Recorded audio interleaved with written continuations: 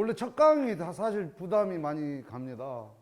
간데 뭐 본부장 동지가 일정을 잡고 좋은 의견을 나눴으면 좋겠다. 뭐 여기까지밖에 제가 들은 게 없었어요. 들은 게 없었고 오늘 이걸 유튜브로 또 방송을 한다는 이야기까지 들어서 사실 방송하면 긴장 좀 되거든요. 긴장이 돼서 동지들이 긴장 될 법하면 분위기 한번 띄워주시기를 부탁드리면서 동지들하고 소중한 시간 타이머를 작동시켜 놨습니다. 그래서 시간도 잘 맞추면서 오늘 함께 해볼까 합니다. 네. 동지들 인사 한번 드리고 시작하겠습니다. 투쟁!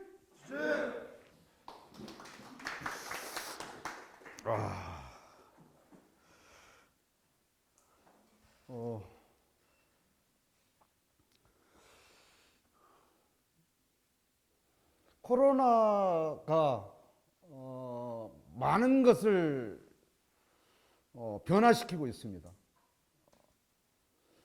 그동안 개인은 개인대로, 국가는 국가대로, 선진국과 후진국, 뭐 할 것 없이 끝도 없는 경쟁의 지구촌을 이제는 연대와 공존의 시대로, 그리고 기후위기를 포함한 생태와 환경의 문제까지를 가장 중요한 계급적 문제로 드러나게 한 상당히 중요한 문제가 됐고요.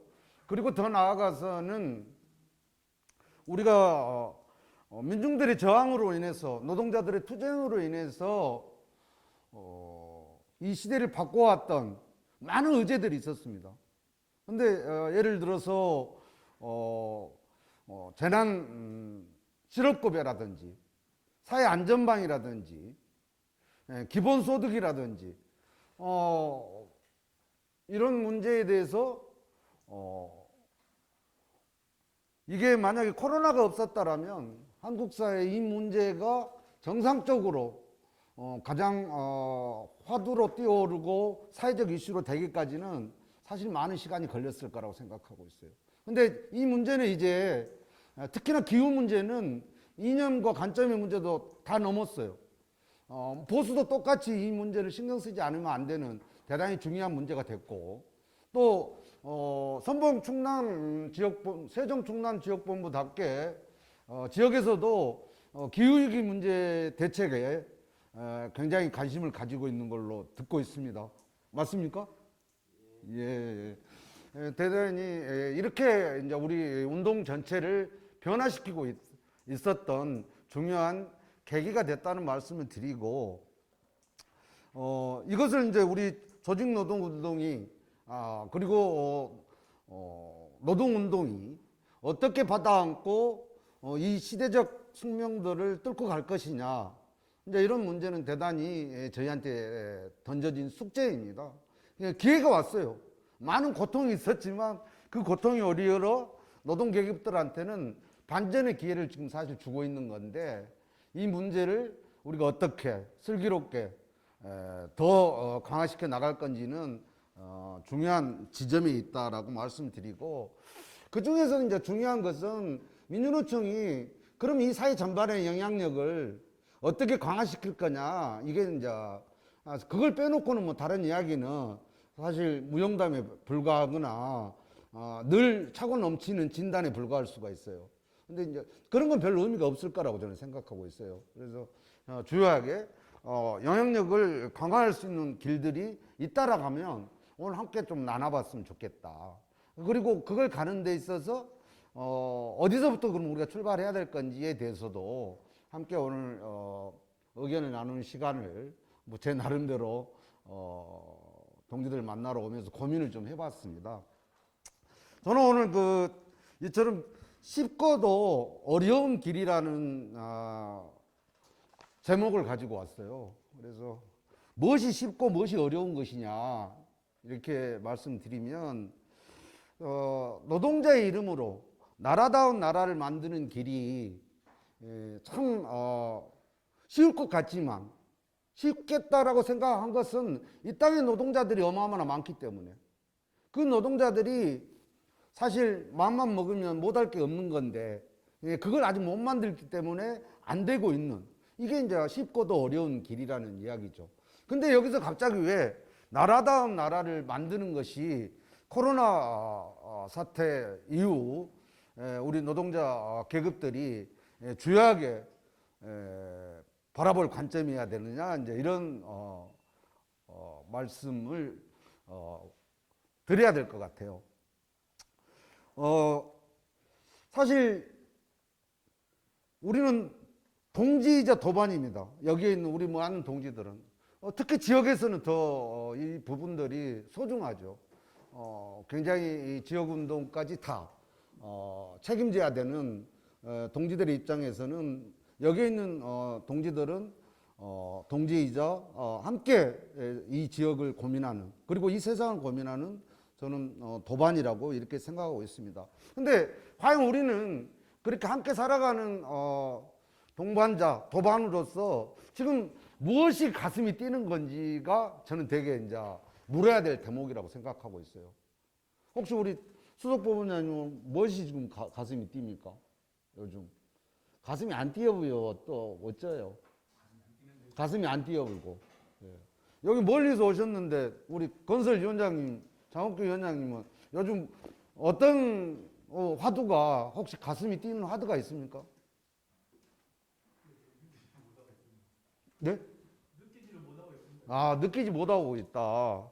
그러면 예를 들어서 되게 우리가 기계적인 운동이고 늘 우리가 톱니바퀴처럼 돌아가는 일상을 좀 더 뭐가 있어야만 동력이 생기는 건데 동력이 없이 가슴이 안 뜬다는 것은 사실 동력이 없다는 이야기하고 저는 같다고 보고 있거든요. 근데 그 가슴을 뛸 수 있는 것들이 뭐 여러 가지가 있겠지만 오늘은 하면 그런 가능성 그리고 그런 영감들을 혹시 이 자리를 통해서 동지들이 단 하나라도 새기고 가슴에서 뭔가 받아들일 수 있는 계기가 됐으면 좋겠다는 생각입니다. 물론 요즘 같은 시절에 뭐 제가 됐든 그 누가 됐든 간에 물론 대단한 이렇게 강연자 같으면 다르겠지만 저희 같은 아마추어들이 우리 난당이라는 현장에 누비는 동지들을 뭐 설득하거나 설득해가지고 그 길을 안내하는 것 이건 뭐 사실 애시당초 어려운 거죠. 그래서 저부터 저는 뭐 동지들 오늘 뭐 설득해야 되겠다 뭐 이런 생각을 가지고 오진 않았고요. 오히려 같은 고민들이 무엇인지를 한번 드러나게 해봤으면 좋겠다라는 마음으로 왔습니다. 먼저 뭐 자꾸 질문이 되겠는데 우리 본부장 동지한테 한번 여쭤보겠습니다. 노동 진보 집권 전략에 대해서 혹시 지역에서 한번 논의한 적 있습니까? 요 근래 뭐 한 10년도 좋고 한 20년도 좋습니다.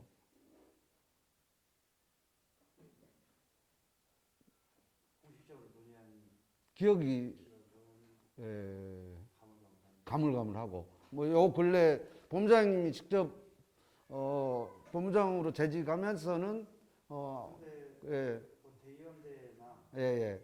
그다음에 뭐 회의 공간 아니더라도 네네.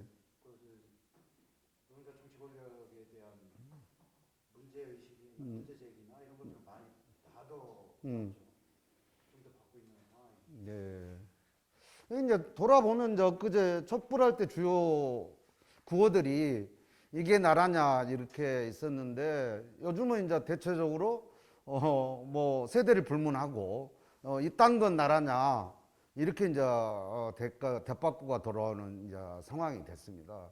그러면 그걸 그러면 이딴 나라를 누가 바꿀 거냐? 사실 정치 권력이 지금 현재 바꿀 수 있는 것들은 없다는 것이 이미 이제 확인이 됐단 말입니다.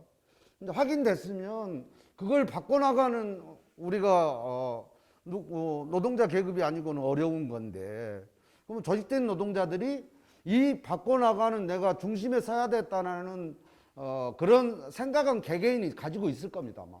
근데 그걸 조직적인 논의가 없다라고 하면 대단히 난망한 문제가 될 것 같아요. 그리고 나서 우리가 87년으로 돌아가 보면 87년 때 저는 뭐 87년 노동자 투쟁으로 여러 가지 육공화국 체제가 만들어진 것에 대해서 우리는 분명히 정확히 노동자들의 대투쟁으로 명명해야 된다고 저는 87년을 규정하고 싶습니다.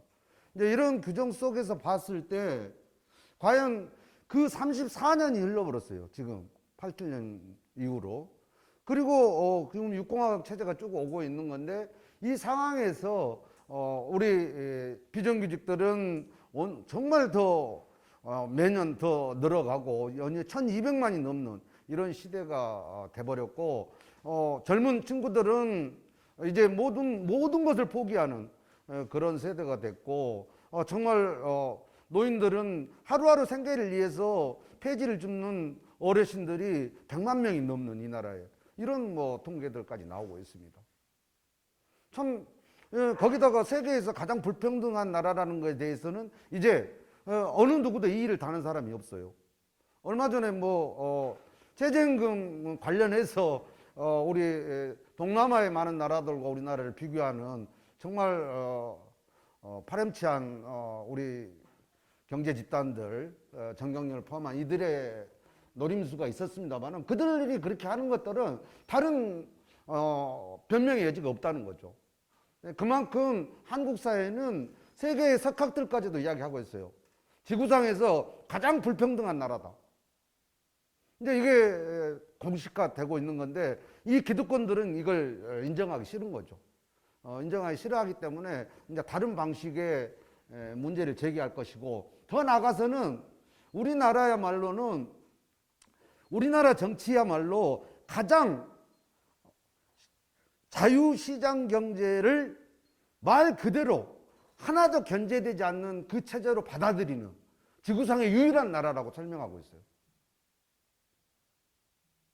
그래서 우리가 하고 있는 노동정책, 경제정책, 민주주의 이런 것들이 사실 미국의 민주주의가 대단히 꾸졌거든요. 대단히 꾸졌고 그리고 그것에 대한 반대 극부를 해서 트럼프가 사실 백인 노동자들의 지지를 얻어서 당선이 된 겁니다. 트럼프는 파쇼라고 보는 것보다는 그 백인 노동자들이 미국 기득권 체제에 반대하는 그 결과로서 대선에 당선된 사람이라고 우리는 진단을 해야 됩니다. 우리 다 약간 기성 언론들은 트럼프를 약간 국유 파쇼 정도로 뭐 생각하고 이렇게 하는 건데 그 이면이 사실 다른 거는 그럼 미국보다도 우리 한국이 훨씬 더 불평등하고 자유시장 경제의 신봉자들의 나라이다. 근데 이런 것들은 지난 우리가 이제 최저임금 인상이라든지 그 다음에 탄력근로제 문제, 비정규학법을 처리하는 문제, 타임오프 등등의 모든 노동학법들이 처리되는 과정을 보면 알 것입니다. 지금의 집권당이 야당일 때는 막는 신용만 하지만 결국 모든 걸 걸고 그들이 그걸 막는질 않아요. 우리가 힘이 없어서 통과돼 버렸어? 이렇게 넘겨줬단 말입니다. 자본의 요구대로. 그리고 나니까 이제 자기들이 180석이 됐어요. 그러면 이제 그동안에는 의석이 부족해서 못했다는 걸, 권력이 잡지 못해서 못했다라는 변명의 여지가 사라진 거죠. 사라진 건데, 결국 그들이 권력을 잡으니까 자본이 요구한 대로, 지금 야당이야. 당연히 그들은 대놓고 자본의 편을 했었어요. 그러니까 결국은 이들이 이제, 문재인 정부의 정치 집단들까지도 자본의 요구에 적극적으로 동의하는 그런 삼각편대가 이 나라에 완전히 굳혀져 버린 거예요. 그러다 보니까 모든 경제 입법이라든가 사회개혁의 문제, 적폐청산의 문제까지 포함해가지고 특히나 노자 문제에 걸린 문제에 대해서는 엄청나게 거의 우리 국회 안에 10명 정도가 약간 지금 우리나라 자유시장 경제의 문제를 제기할 뿐 나머지 290명 정도는 자본의 요구가 옳다. 그리고 그들이 요구하는 법을 통과시키는 거수기로 다 전락되고 있습니다. 이런 것은 뭐 각각의 지금 법안을 처리하는 결과를 봐도 다 알 수밖에 없는 거거든요. 이제 이런 상황이다 보니까 결국 그들한테 한국 사회를 바꿔낼 수 있다는 기대가 없게 되는, 그리고 그러면 결국은 그들을 견제하고 다른 세상을 제대로 제시할 수 있는 세력은 노동자 민중밖에 사실 없는 거죠. 근데 이제 대체적으로 우리 힘이 약합니다. 아직까지는 우리가 하나의 목표를 가지고 한 목소리 내본 적이 없어요. 그러다 보니까 결국은 이제 또 대선이 돌아오고 이런 지역에서부터 전국적으로 노동 진보 세력의 집권 전략에 대해서 이것이 공론화가 되는 것조차도 사실 가뭄에 콩나듯이 하나. 물론 요즘 각 이런 진보 정당별로 각각의 지금 현재 토론회라든가 이런 것은 많이 되고 있어요. 근데 우리 조직적인 노동자들이 그 중요한 결정들을 하지 않고 하는 내용의 진전은 큰 성과를 얻기는 어렵다는 것이 분명한 제 생각이에요. 결국은 그 상황들이 집권 전략이라는 목표를 갖다가 우리가 왜 이야기하지 않았는지 34년 동안 이 이야기는 겉으로 돌아가 보면 다음 대선에서도 이런 우리가 아래로부터 이런 논의와 그리고 의결단위의 결정이 없이 이걸 지나가고 나면 34년이 35년이 될 거고 40년이 될 거고 정말 기득권 체계의 결정판이 되고 있는 양당제도 이런 문제가 전혀 해결되지 않고 역사의 수레바퀴가 정말 역주행을 할 수밖에 없는 이런 상황이 이제 될 거라는 진단은 너무나 쉽게 할 수 있을 것 같아요. 그러면 우리는 이것을 바꾸기 위해서 과연 민주노총은 노동자 민중의 세력들은 어떤 전략적 목표를 세워야 되느냐 이제 이게 나오는 거죠.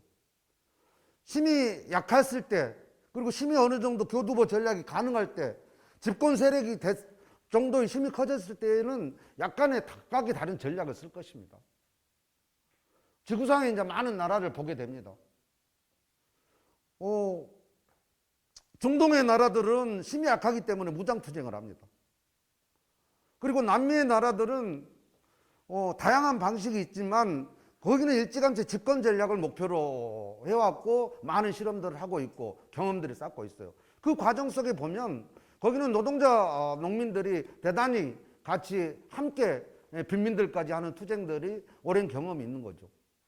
요즘 브라질 같은 경우는 이제 룰라 대통령도 대법원에서 이제 무죄를 확정받고 다음 노동의 민중을 위해서 한 번 더 출마를 하고 75살의 노익장을 준비하고 있다라고 언론을 봤어요.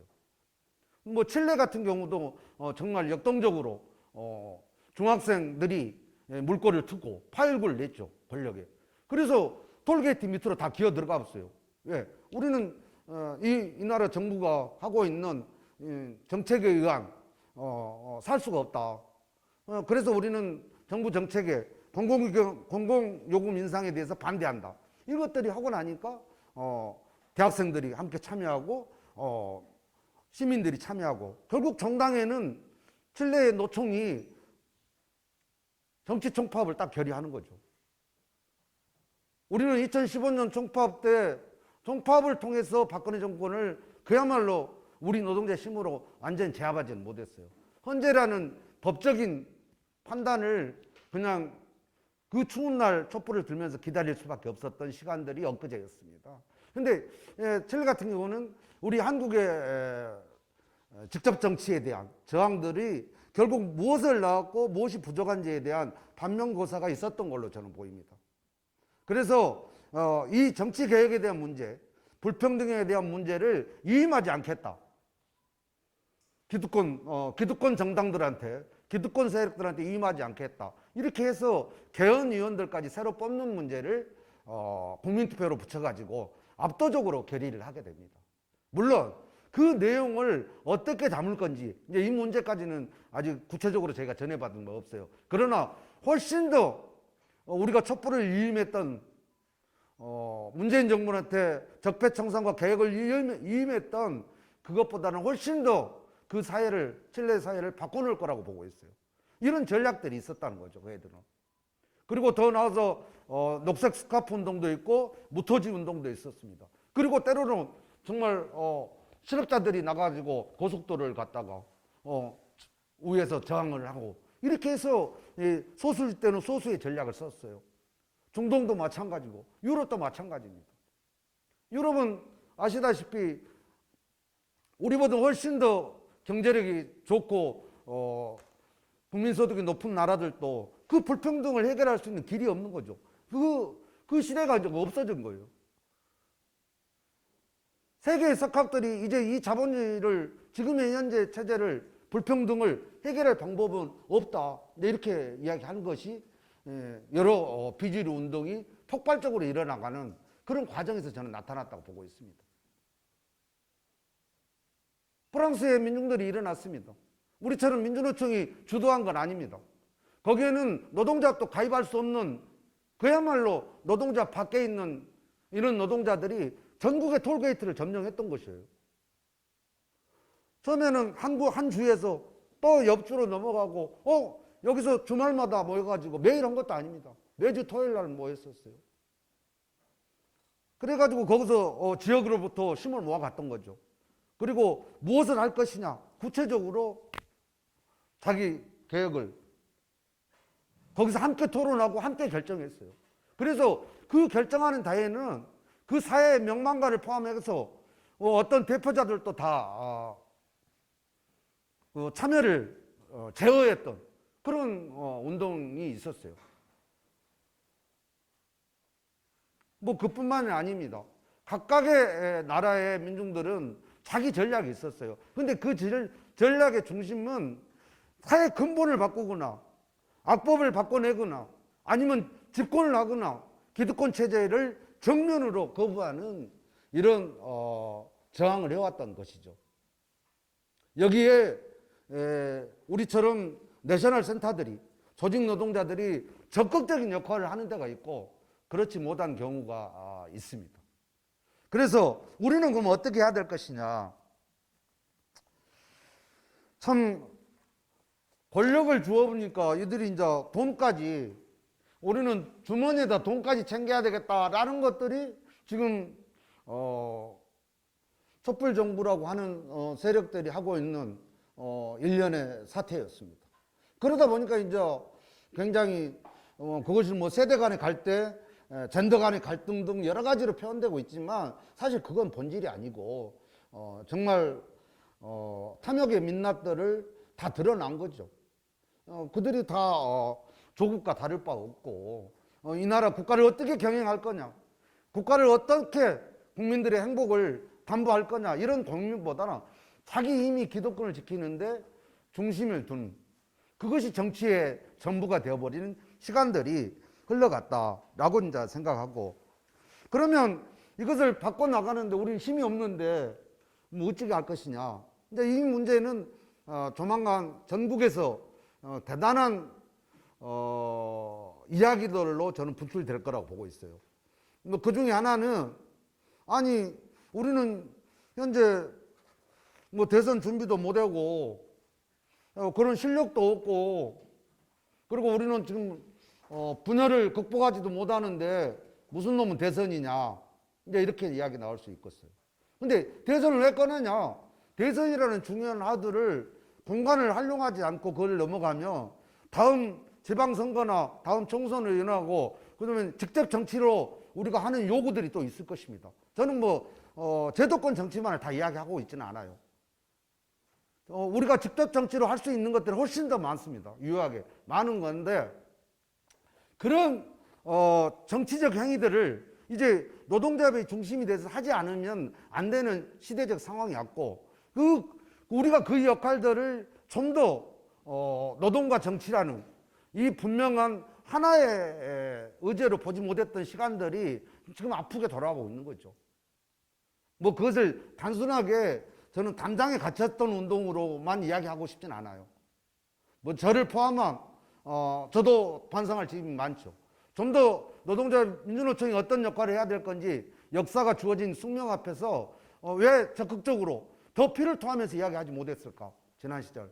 이제 이런 생각이 얼마나 가슴을 찌르는지 몰라요.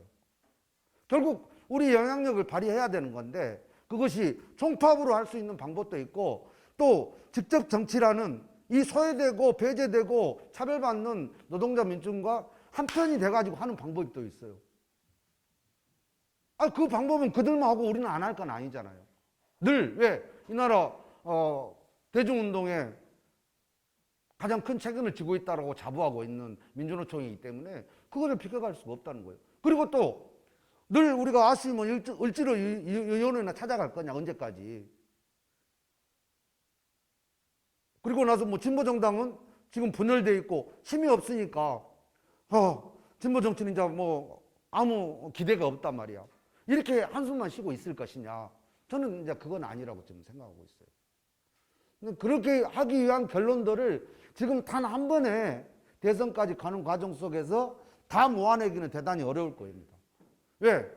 자기 지금 노선의 목표가 있고 생각이 있고 전략이 또 있을 건데 이걸 갑자기 가슴을 크게 열고 눈을 동그랗게 떴고 우리 전체 노동자 민중의 문제, 한반도의 문제, 세계 민중들의 문제를 보자라고 하면 저 새끼 뭔 소리요?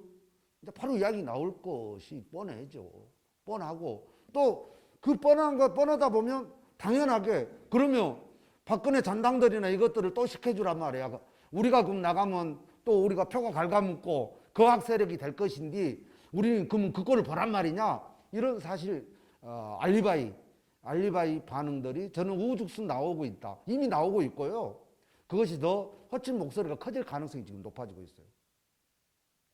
근데 이것을 저는 돌아보면 우리가 될 거냐 하는 문제를 떠나서 그 이야기를 한다는 것은 저는 대단히 비겁하다고 생각하고 있습니다. 오히려 그런 이야기 하려면 누구 유력 대선 후보 캠프에 들어가 본 것이 양심적이에요. 그 사람들은 뭐 자기 나름대로 교통 철학이 있으니까 가는 것은 말 안 해요. 아까 충남의 지도위원 동지들 다 이렇게 꿋꿋하게 지켜주신다니까 충남은 참 그래도 좋아 보입니다만은 이미 알아서 자기 입신 양면을 위해서 가겠다는데 그 뭐 막을 재간이 있어요. 그리고 이미 많이 갔다는 소리는 이미 다 듣고 있어요. 근데 너가 간 거 손가락 집어 해봤자 아무 의미가 없다는 거예요. 근데 가지 않고 여전히 노동자 계급의 이름으로 민주노총의 이름으로 이 땅의 노동자 민중의 이름으로 한국 사회를 나라다운 나라를 만들겠다라고 하는 목표가 분명하다라면 저는 그 목표를 향한 어떤 전략을 우리가 쓸 거냐 나는 논의를 해야지. 그 논의는 하지 않고 정말 일부 뭐 누구는 누구 어디 조직으로 들어갔다 하더라 이런 이야기나 하자는 것은 대단히 저는 비겁하다. 그래서 그런 비겁한 행위는 하지 않아야 될 거라고 저는 생각하고 있습니다. 혹시 저는 뭐 이런 이야기도 이제 어디 가서도 다 이야기합니다만은 정말 오늘 꼭 한 번 더 강조하고 싶은 것은 거악 세력을 그러니까 우리가 이야기하면 차악을 막기 위해서 차선을 선택하자는 등 최악을 막기 위해서 차악을 선택하자는 이런 논리들은 정말 이것은 보수 양당이 길들여놓은 그 체계에서 파생된 언어입니다. 그것을 우리 노동자의 가슴에서 버려야 된다는 거예요. 이제는. 그래야 늦었지만 35년, 36년, 40년 이렇게 쭉 우리가 목표를 정하지 못하고 갔던 시기가 우리는 끝날 수 있다. 지금 준비해갖고 가도 저는 머지않은 시간에 한국 사회는 역동할 수 있는데 그 꿈들을 가능한 쪽에서 좀 상상을 했으면 좋겠다. 그리고 가능한 일들을 지역에서 모색했으면 좋겠다. 이런 개인적인 생각을 동지들한테 말씀드렸습니다. 그래서 그런 것을 하기 위해서는 저는 생각을 해보면 우리가 있잖아요. 요즘 흔한 말로 생각의 주인으로 살 거냐, 생각의 노예로 살 거냐라는 질문들을 많이 하고 있습니다. 그리고 우리가 답을 찾아가는 운동의 한계들을 이제 뼈저리 느끼고 있어요. 혹자들은 이걸 이제 노동의 철학이라고도 이야기하고 있습니다. 나는 누구인가? 나는 어떤 노동자인가? 나는 어떤 민주노조를 지향하고 있는가? 나는 어떤 진보 정치에 대한 나의 생각은 무엇인가 이런 것들을 이제 누가 가르쳐 여기 있는 대표자들 동지들한테 누가 주입해 가지고 하라고 하면 아까 이야기한 대로 가슴이 뛰겠습니까? 난 가슴이 안 뛸 거라고 생각해요. 다 가슴이 안 뛰신다고 이야기했었어요. 제가 여쭤보니까. 결국은 내 가슴이 뛰려면 이제 바쁜 현안들을 때로는 잠시 놓고 그 생각을 하는 것이 더 중요할 것 같아요. 한 번쯤 돌아보는 거죠, 사실은. 다시 또 그럼 이 시기에 민주노조 운동이 뭘 해야 되는 거냐. 그리고 그걸 하지 않고 과연 진보 정치는 가능할 것이냐. 근데 이런 이야기죠. 근데 여기서 제가 이야기하는 오늘 책자도 드렸습니다만은, 저는, 아까 우리 고재범 동지가 저하고 경쟁 상대라는 전혀 여기에서는 경쟁을 하려고 책을 가져오지 않았습니다. 책을 한번 보시면 됩니다. 경쟁이 아니라 이 나라에서 이 조직된 노동자가 이 사회를 나라다운 나라를 만들기 위해서 누구하고 한편이 돼야 되는지를 분명하게 제시하고 싶어서 오늘 이거 되게 인쇄선에 맡긴 거 아닙니다. 저희들이 직접 밤새 작업 여기 오니라고 어제 밤을 새가지고 직접 우리 프린터기로 뽑아서 해온 수공업 작품인데요. 되게 제가 심야노동을 시키면 안 되는데 오늘 중요한 자리이기 때문에 이것도 해왔다는 말씀을 드리겠습니다. 그는 결국은 우리가 누구하고 한편이 돼야 되는 우리 내부적인 문제가 있고 그리고 진보 정치가 중요한데 그 중요함을 진보 정치 두 가지 선거 국면에 대응하는 진보 정치와 그리고 민중들의 지금 현재 시급한 문제를 가진 사회 근본을 바꾸는 직접 정치라는 두 가지 문제를 제가 제안했습니다. 그래서 그 두 가지를 갖고 가는 동력은 다 다를 수가 있어요. 그러나 조직되지 못하는 노동자 밖에 있는 노동자들 이 노동자들과 함께 의기투합을 하지 않으면 여전히 지금 현재 우리보다 훨씬 더 그들의 마음을 사고 있는 수구 보수나 유선의 보수들을 우리가 제압하기는 아직까지는 많이 미약할 수밖에 없다는 거예요.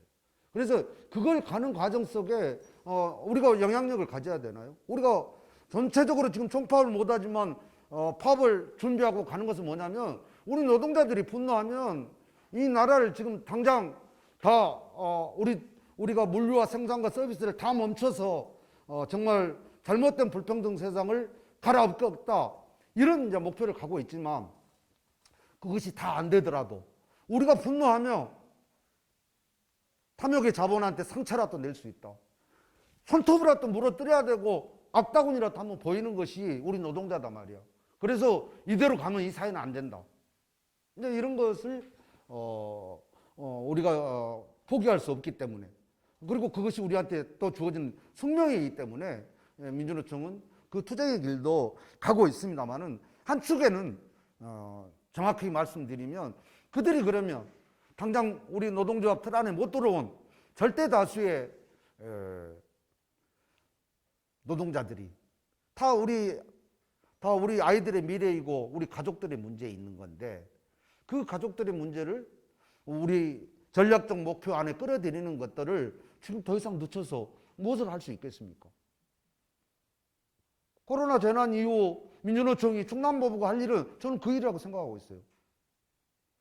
어제 민주노총이 서울고용청에서 자본사업장 권리에 대한 기자회견을 하고 월급 명세서 교부 문제를 포함한 근로기준법 전면 적용의 문제까지를 제기하고 상당히 적절한 타이밍에 아주 좋은 시기에 했다라고 저는 보고 있어요.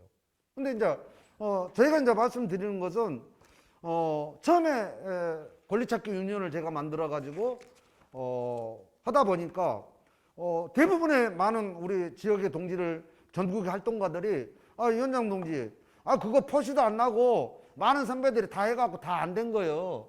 그거 뭐 하려고요? 이렇게 되게 만류를 많이 했어요. 뭐 안 될 거다. 보나마나 좀 하다가 지쳐서 떨어질 건데 그때 후회하지 말고 얼른 이거 하지 마시오. 이런 이야기를 많이 했었단 말입니다. 근데 뭐 저도 조직되지 못하는 노동자들, 근기법 밖에 있는 노동자들, 4대 보험도 혜택을 받지 못하는 우리 기본권 밖에 있는 노동자들이 너무나 많고, 그들의 절망이 우리가 아무리 너희들을 당신들과 우리는 한편이야, 당신들의 권리를 위해서 싸우는 유일한 조직은 이 땅의 민주노총이야 라고 이야기하고, 또 그게 온당한 답이죠.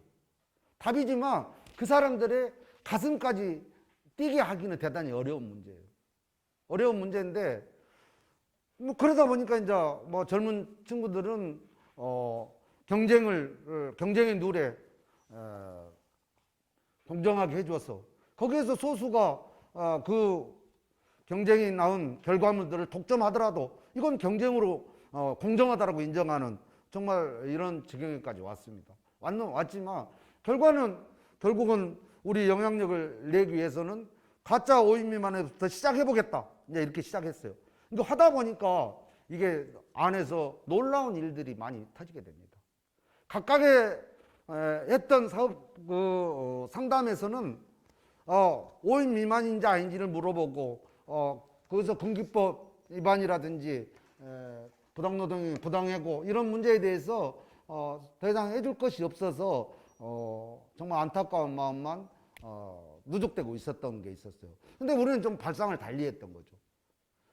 일단 공동 고발인단을 모집해서 그 각각의 회사를 개별 고발을 하지 않았습니다. 이 사회 전체의 문제로 본 거죠. 그래서 공동 고발을 하고 나니까 어떤 변화가 있었냐. 그동안 같으면 뭐 특별 근로감독이나 이런 문제는 상상도 못했죠. 못했는데 이제는 노동부에서 이 문제를 구체적으로 몇 건이 접수됐고 몇 건이 해결되고 안 되는 이유는 뭔지 이런 자기 회의까지 이런 식이 생겼어요. 그래서 대단히 변화가 있었는데, 그 변화 중에 하나가, 아이고, 사업장 쪼개는 것이 문제가 아니요, 작은 사업장과 5인 미만만 문제가 아니다, 이제 이것이 많잖아. 이제 우리가 다음 길들이 해안이 되게 됐어요. 그건 이제 어제 우리도 이제 기자회견 했습니다만, 그건 뭐냐면, 우리가 이야기하는 프리랜서가 온 업종에 우리 주변에 충남 지역에 천지박할로 있어요. 프리랜서라 해서 뭐 별다른 게 아니에요. 다 사업소득자로 둔갑된 노동자예요. 제조업도 그렇게 많은 걸 저는 처음으로 알았어요. 50명, 100명, 1000명 있는 데가 다 프리랜서야. 거기는 군기법 위반을 아예 이야기할 필요가 없어요. 왜? 전부 사업소득자니까. 하나는 도급으로, 하나는 쪼개기로. 얼마나 5초도 안 걸린답니다. 5초도. 그들을 사업소득자로 만드는데 5초도 안 걸려. 그러다 보니까 이 나라에 있는 많은 사용자들이 그런 걸 안 할 이유가 없죠. 안 하는 놈은 무능한 놈이 된 거예요. 양심이냐를 따라서 기업하는 사람들이 언제 양심을 한 적이 있어요? 그건 없는 거예요. 그래서 전국적으로 그러면 이 문제를 같이 해보자. 권리찾기 유니언이 무슨 통빼는 용빼는 재주가 있는 것도 아니잖아요. 우리가 작은 조직입니다. 재정도 없어요. 그냥 허덕 걸으면서 그냥 전국을 뛰어다니고 있습니다. 근데 그 문제가 아니라 이 조직된 노동자들 그리고 노동계급의 영향력을 배가시키기 위해서 저는 이 사업에 대해서는 분명하게 우리가 자각을 해야 된다고 저는 생각을 했어요. 그래서 지역에서 나의 가족부터 내 주변부터 서울에서 24개 센터가 있어요. 서울에. 그 센터들과 간담회를 했더니 자기들이 이거 한번 해보겠다고 이렇게 이야기를 합니다. 뭘 하냐? 이제 프랑카드 걸겠다는 거예요. 내가 왜 작업을 제시하고 임금을 받아서 하루하루 먹고 사는데 왜 내가 사업자야? 정말 그것을 우리는 가짜 3.3이라고 명명을 했어요. 대단한 신공이죠. 사업자들이 이거 완전 신공을 써보는 거예요. 가짜라는 것으로. 하나로. 그리고 나면 모든 이 나라의 법을 다 빠져나갑니다. 노동자들을 완전히 착취를 해도 아무런 제재가 없는 상황까지 왔는데, 이것마저도 근로자 지위 소송이 가능하다는 경로를 저희가 찾았고, 그것이 하게 되면 가짜 5인 미만은 예를 들어서 10원어치의 영향력이다 생각하면 가짜 3.3이 약 한 3천억 정도 이상 되는 어마어마한 비교가 될 수 비교가 되지 않을 정도로 우리 사회에 만연되어 있다는 것들을 이미 확인하고 있어요. 저는 이런 문제를 전국의 비정규센터, 노동권익센터, 청소년 노동인권센터, 상담소, 그리고 조직된 노동자들이 저는 함께 해야 된다고 생각하고 있어요. 어려운 게 없습니다. 물론 법률 구제 비용들이 만만치 않습니다. 근데 지역에서 맘만 먹으면 못 만들 일도 없고, 저는 지역에서 그 자금이 없어도 재정이 없어서 못 한다라고 하면 제가 어디 가서라도 내가 구해가지고 어느 지역에라도 함께 연대 같이 했으면 좋겠다. 근데 이것을 저는 권리찾기 유니언이 이걸 하겠다. 근데 저는 이렇게 하지 않겠다라고 이미 만찬에 선언했어요. 다른 이름으로 해도 좋다는 이야기예요.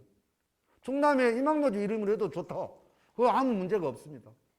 단 이런 내용들을 전국적으로 해가지고 이것을 데이터베이스화 해야 되죠. 그리고 그들을 조직화를 해야 되죠. 권리 헌장을 만들어서 이 나라의 모든 노동자한테는 최소한 근로기준법은 4대 보험은 의무조항 아닙니까? 이렇게 하는 것들을 만들어야 된다는 거죠. 그리고 좀 더 나가면 지금은 소상공인하고 영세사업자하고 우리 조직노동자하고 전쟁을 붙였잖아요. 재쟁하면서. 저는 그것을 우리가 헤쳐나갈 방법을 제시해야 된다고 봐요. 민주노총이 저는 제시할 문제라고 생각해요. 근데 그것을 민주노총에서 합의가 안 되면 지역에서 제시하면 됩니다.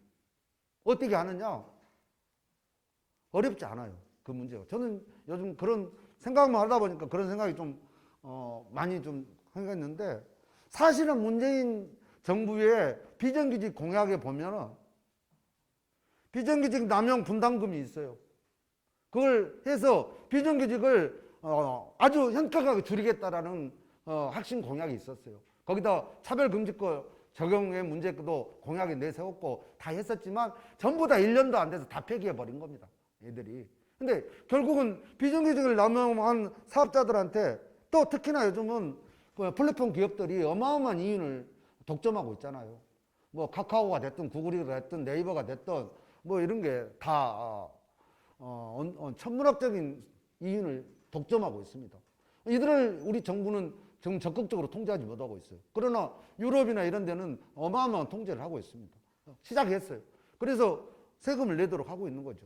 그래서 그런 비정규직 남용에 대한 부담금을 걷어들이고, 또 정부 재정을 통해서 일정 부분에 대한 중소영세사업장의 사업주들이 만약에 4대 보험료가 요즘 뭐 두리누리 지원 제도도 있고 하지만 그 이상의 안전망들을 책임지게 해야 된다는 거예요. 이것을 지방정부하고 저는 원포인트도 가능하다고 생각해요. 사실 경기도에서도 이걸 검토했었거든요. 저희하고 논의한 바가 있어요. 어느 날 저희를 불렀어요. 근데 뭐 저희가 뭐 그 사람들 우리를 어떻게 알았는지 모르지만 한번 당신들의 생각을 듣고 싶다고 해서 이런 이야기를 쭉 했어요. 제가 가서 했더만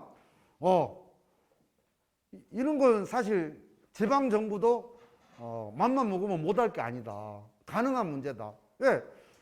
라이더들 산재 비용 이런 것도 다 경기도에서 먼저 했잖아요. 이런 게 가능하다는 거예요. 이런 문제들. 그래서 어느 지역에서 이것을 물꼬를 띄면 이것이 다른 지역으로 확산되는 문제는 그렇게 어려운 문제가 아니다. 이런 늘 우리가 보면 법을 바꿔야 되고 시행령이 떨어져야 되고 이런 과정으로 낙수 효과들을 기대했었는데 이제 지역에서부터 송곳이 될 이런 전략적 목표들 또 필요할 거다. 이런 생각입니다. 그래서 전국 네트워크들을 저는 함께 모색했으면 좋겠다. 충남도 노동권익센터가 있고 뭐 이렇게 다 있습니다. 그래서 결국 그렇게 되면 작은 사업장이나 중소영세 사업장의 사용자들이 굉장히 그동안은 이제 단 하나는 있겠죠. 저희들이 다 이렇게 법을 피해가면서 누리는 여러 가지 이익 중에 사실 노동조합으로 단결할 수 있는 애시당초 그런 근본부터 빼앗아버리는 거잖아요. 노동자성이라는 것을. 근데 이런 문제에 대해서는 이제 약간 견해가 다를 수 있겠지만 사실 이 사회안전망의 대기업의 착취구도가 굳어지는 경제민주화론에 대해서 이런 문제에 대해서는 상당히 접근이 가능하고 그들과 함께 우리가 노동계급이 그들과 우리가 척을 지거나 대립관계가 아닌 상황이 될 수 있습니다. 그러면 그 힘으로 재벌 계획까지 넘어가는 탄력을 받을 수 있는 이런 사항이 저는 어렵지 않고 최소한 그런 내용들은 이번 내년 4월 대선에서는 우리 노동자 민중 후보들이 더 적극적으로 제시해야 됩니다. 그리고 요즘 일자리를 국가가 책임지라는 안들은 지금 진보 정당들이 다 공약으로 이미 제시하고 있어요. 대단히 중요한 선택을 했다고 보고 있습니다. 근데 그 문제가 대단히 중요한데 이걸 진보당들만 하느냐 진보 정당들만 하느냐 그렇지 않습니다. 이미 민주당을 포함한 보수 정당들도 후보들도 다 검토하고 있는 걸로 알고 있어요. 윤석열까지도 검토하고 있다는 소리가 우회적으로 들어옵니다. 그러면 결국은 우리가 최저임금 일반원이 이 사회에서 보편화될 때 사실 처음에는 다 그거 어렵다 하지만 됐잖아요. 총선을 앞두고 다 됐단 말입니다. 대선을 앞두고 일자리를 정부가 책임져라. 이런 문제는 굉장히 이 실업의 문제를 해결하는 중요한 저는 계기가 될 거라고 봐요. 그래서 아까 이야기한 가짜 3.3 그래서 굉장히 기본고용 실업급여도 그들은 못 받았잖아요. 그동안 퇴직금은 말할 것도 없이. 그런데 근로계약서는 또 쓴 데가 많아요. 그런 데가 정말 대단한 신공을 부리는 거죠. 근데 그들은 다 사업소득자로 확인되고 있어요. 근데 우리나라에는 그 문제를 우리 조직된 대중노동이 민주노총이 충남법부가 그 문제를 고민하기 시작해가지고 실천을 하고 그 문제를 교선에 들어가고 그 힘들을 모아낸다.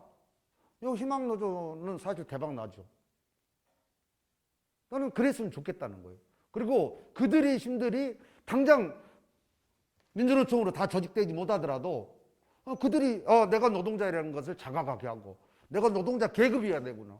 선거가 되면 우리는 가진 자를 위해서 동원되는 도구가 아니라 우리 이 땅에서 힘들게 살아가는 노동자 민중이 나라를 만드는 데 있어서 함께 힘을 보태야 될 계급이구나. 이걸 이제 자각해 주면 그것만큼 민주노총의 영향력이 커진 게 일단 어디가 있겠느냐. 본부장 뭐 어떻게 영향력이 좀 커질 것 같습니까? 네? 예스 노로 한번 해주고 싶습니다. 예. 약간 이제 구체적인 이야기를 하다 보니까 제가 톤이 좀 높아갔습니다. 근데 이게 목표라는 것은 그래도 대단히 중요해요. 처음에 내가 팔굽혀펴기를 예를 들어서 할 때가 있었어요. 감옥에서 할 때, 야, 나는 50개씩 10세트만 하란다, 매일. 이렇게 했으면 그때 내가 500개를 하지 못했을 거예요.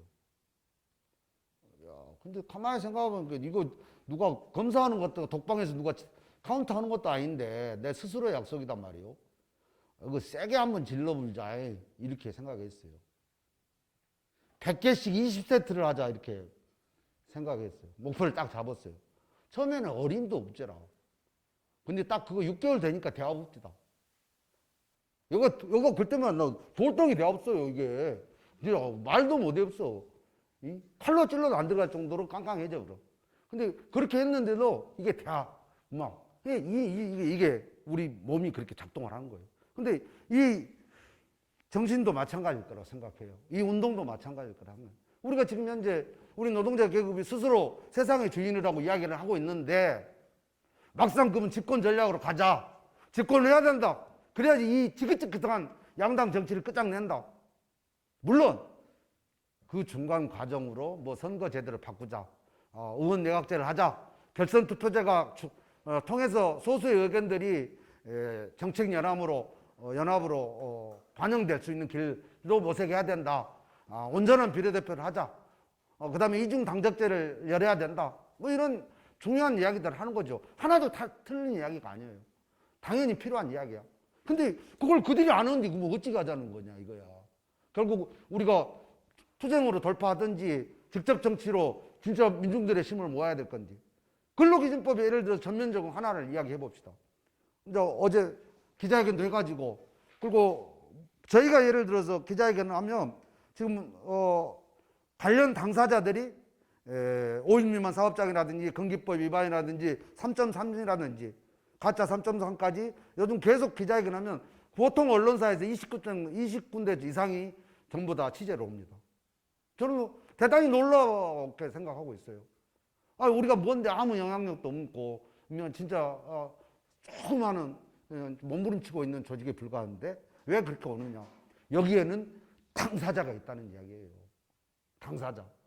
이 체념을 떨치고 나는 내 문제를 떠나서 나하고 동일하게 차별받고 고통받고 착취당하는 나의 동료와 나의 동변상련의 노동자들이 있다. 근데 이것을 이제 내가 양심을 걸고 이것을 세상에 이야기하지 않으면 영원히 바뀌어지지 않겠구나라고 생각하는 노동자가 있어요. 근데 여기에는 대체적으로 다 젊은 우리 청년들이 참여하게 됩니다.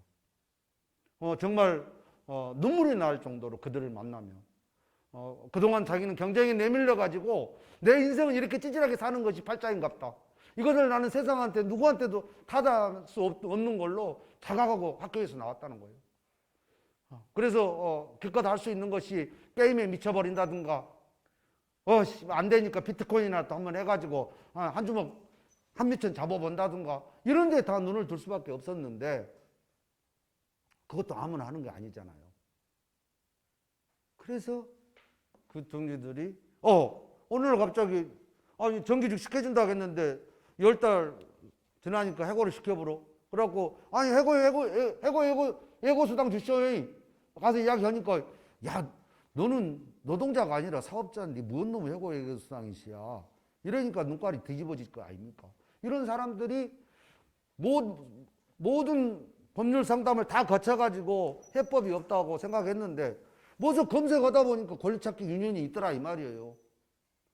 오니까 우리도 처음에는 몰랐어요. 그런 것을 어떻게 매뉴얼을 할지 어떻게 대응해야 할지 처음부터 아는 건 아니잖아요. 근데 여기다가 집요하게 파고들면서 그 대안책을 찾아보니까 길을 찾게 돼 있어요. 결국 김현장하고 붙어가지고도 다 지금 이기고 있습니다. 저희한테 들어오는 모든 법률 구제 상황의 95% 이상을 다 이기고 있고 그것이 그 같이 있는 사무실 안에 있는 많은 동지들한테 파급력이 되고 있고 얼마 전에는 이주 노동자들이 세네갈 출신 이주 노동자들이 한 40명이 찾아왔어요. 근데 그들이 전부 다 5일 미만으로 쪼개져가 건기법을 사용해 안 지켰어요. 연차휴가 한 달에 이틀밖에 안 쉬었는데 특권 수당이 하나도 없어요. 보니까 없는 거예요. 그리고 근로계약은 주간만 했어요. 주간만 근무하는 거였는데 주야 교대를 지금까지 계속 시켰어요. 많은 사람이 2년, 어떤 사람은 1년씩 일했어요.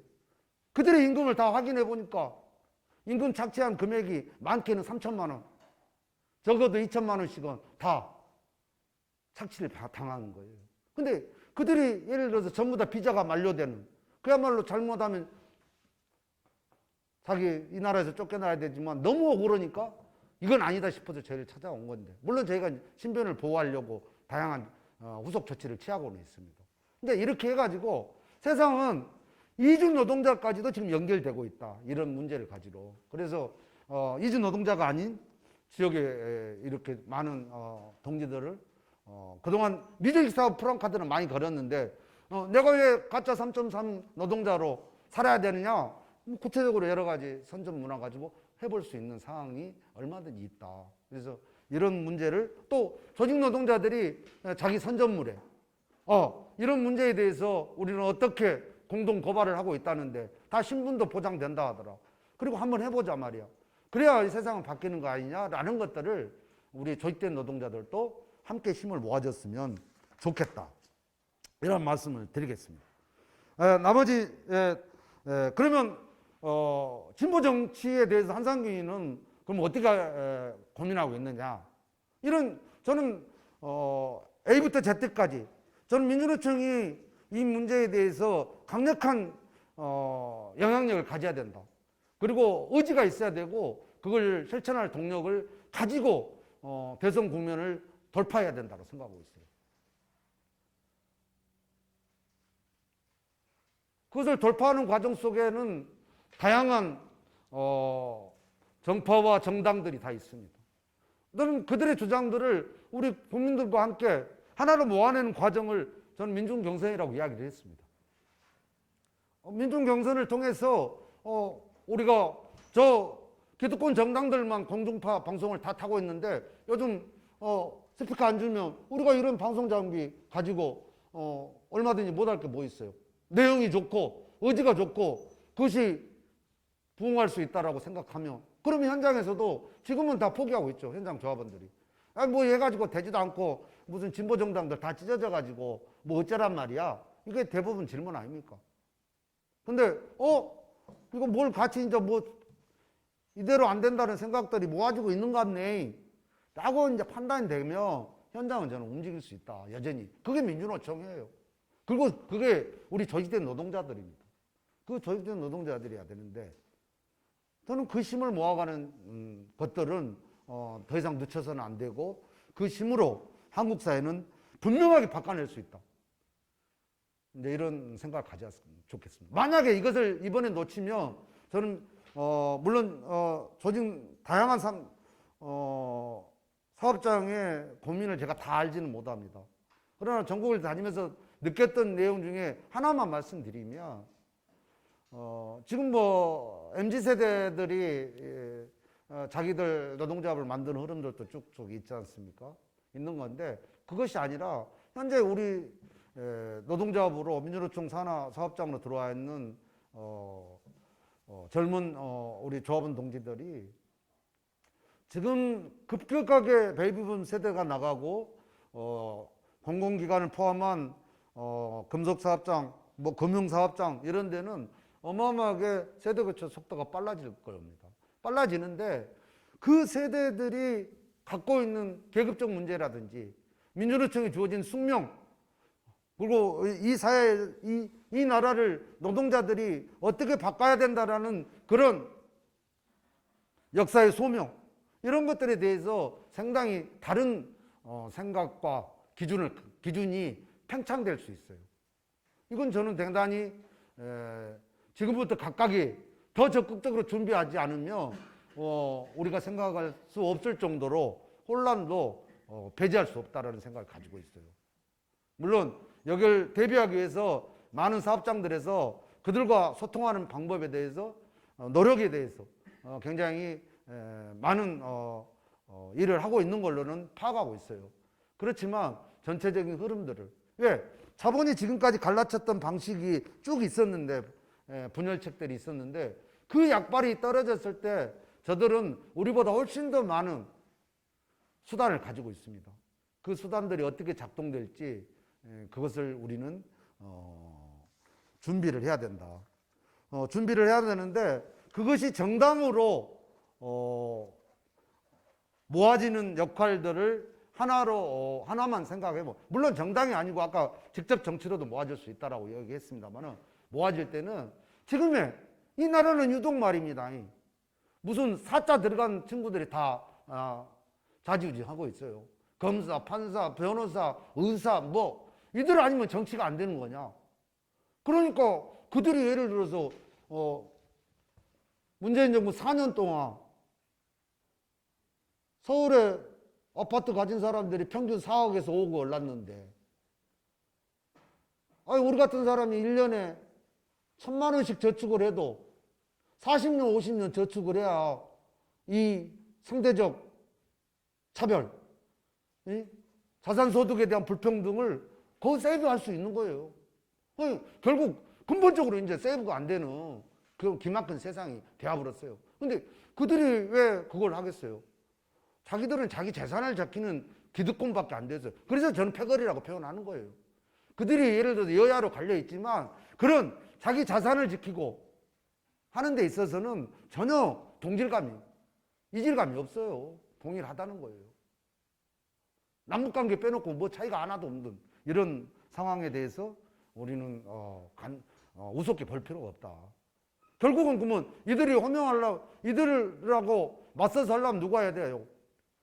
실제적으로 그런 당사가 해야 되네요. 비정규직 노동자, 5인 미만 노동자, 요양보호사, 교수가 아닌 교사, 검사가 아닌 경찰, 소방관,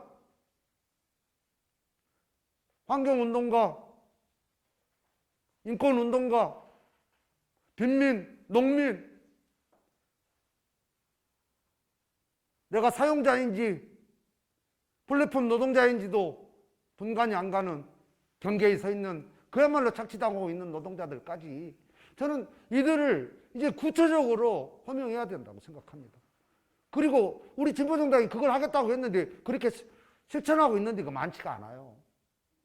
뭐 일부 조직화는 그렇게 열심히 하고 있는 진보 정당들도 있고 또 그동안 노동과 거리를 두었던 시간들을 뼈아프게 느끼다는 자기 반성문들도 인제서 내고 있더라고요.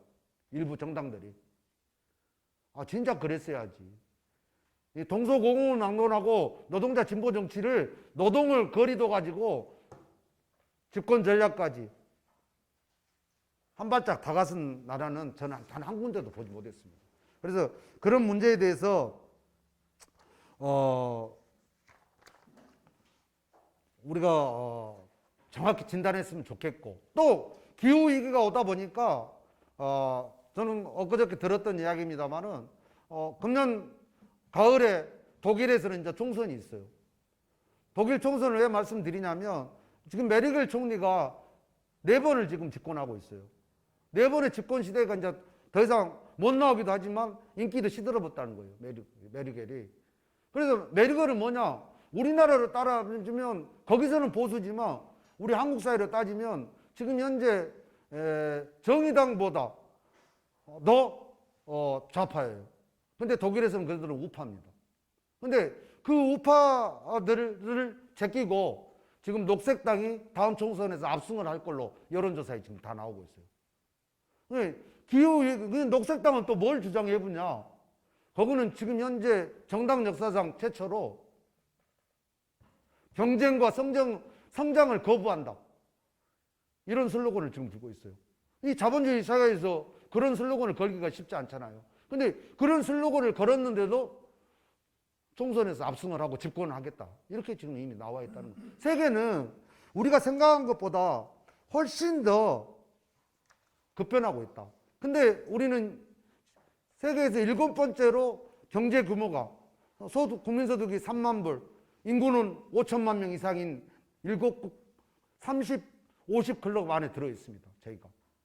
있는데 우리의 불평등과 인권과 노동 기본권과 이런 문제들은 거의 바닥 수준을 여전히 면돌고 있고 가장 수치스러운 최악의 결과들 수치들이 출산율부터 해서 사망, 노후 빈곤율, 사회관계 지수, 사립대학교 비율 정말 OECD 국가 중에서는 있지 않는 이런 일들이 우리나라에서 일어나고 있지만 우리 노동운동이 정치하고 일단 한 발짝 물러섰던 시간 동안 그런 문제들은 보수 양당들이 하는 걸로 그리고 너희들이 한 거 우리는 평가만 하는 걸 이렇게 왔던 시간들이 있었다는 거예요. 결국 그 결과들이 결국 우리한테 이로운 결과로 오지 못했다.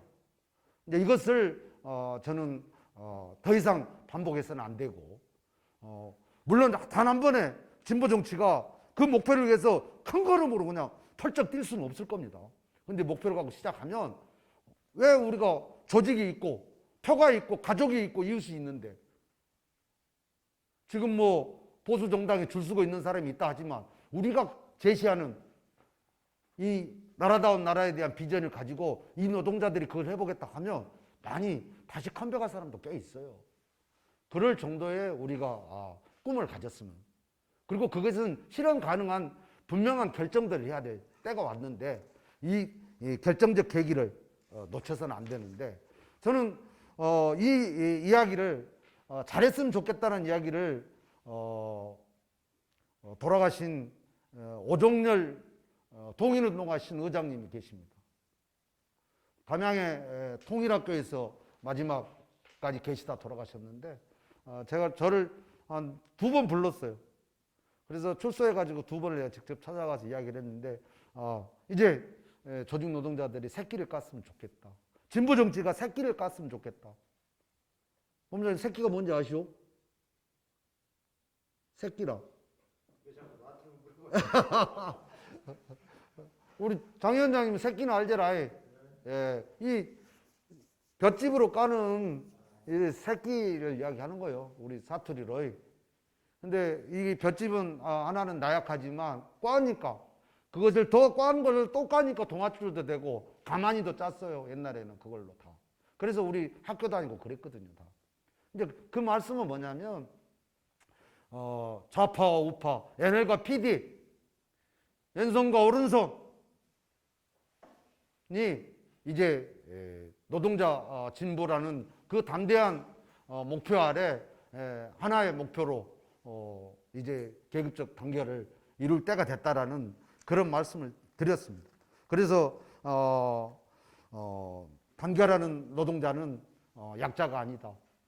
안상균 동지 같이 내가 건강 때문에 이 일을 하지 못하지만 우리 후배 동지들이 그런 일들을 위해서 좀 노력해 줬으면 좋겠다. 이게 뭐 제가 오동열 의장님이 생전에 제가 들었던 마지막 이야기고, 그리고 얼마 뒤에 지금 망월 묘역에 동지이자 버신 정광훈 의장님 바로 옆에 안식을 들어가셨습니다. 이랬던 이야기들이 있습니다. 결국은 많은 선배들도 마지막 부탁들을 그리 했던 것들을 저는 가슴에 새기고 있습니다. 오늘 동지들한테는 이미 제가 처음에 이야기했습니다. 어떤 설득을 하려고 오늘 온 자리가 아니다. 저한테 주어진 1시간의 시간이 있었습니다. 생각의 주인으로 살 것인가, 생각의 노예로 살 것인가. 그리고 우리가 노동 진보 세력이 집권을 위해서 각기 다른 생각과 사고를 크게 비벼냈으면 좋겠다. 그 비벼내서 힘들지만 그 길이 가면 그 끝에는 말입니다. 이 더 나은 세상들, 노동자로 살아도 행복한 세상이 저는 반드시 올 거라는 확신을 가지고 있습니다. 평화와 생태와 기후와 인권과 노동과 분배와 정의, 이런 것들이 우리 헌법에, 다음 7공화국 헌법은 우리가 분명히 담겨져야 되고, 그걸 하기 위한 우리의 노력들이 지금부터 저는 모아졌으면 이건 불가능한 것이 아니다. 그래서 기득권 체계를 끝장내고 이 불평등 세상을 바로잡는 우리는 그 대정장에 저는 동지들과 함께 도반이고 싶고 동지이고 싶고 그 길이 함께 갈 수 있다라면 언제든지 열정 넘치게 동지들과 함께 이해를 구하고 의견을 나누고 토론도 하면서 지역에서부터 그 힘을 키워가는데 함께 하고자 하고 있습니다. 동지들 뭐 긴 시간 동지들과 함께해서 오늘 저는 즐거웠습니다. 크게 준비를 못했는데 잘 들어주셔서 고맙다는 말씀 드리겠습니다. 고맙습니다.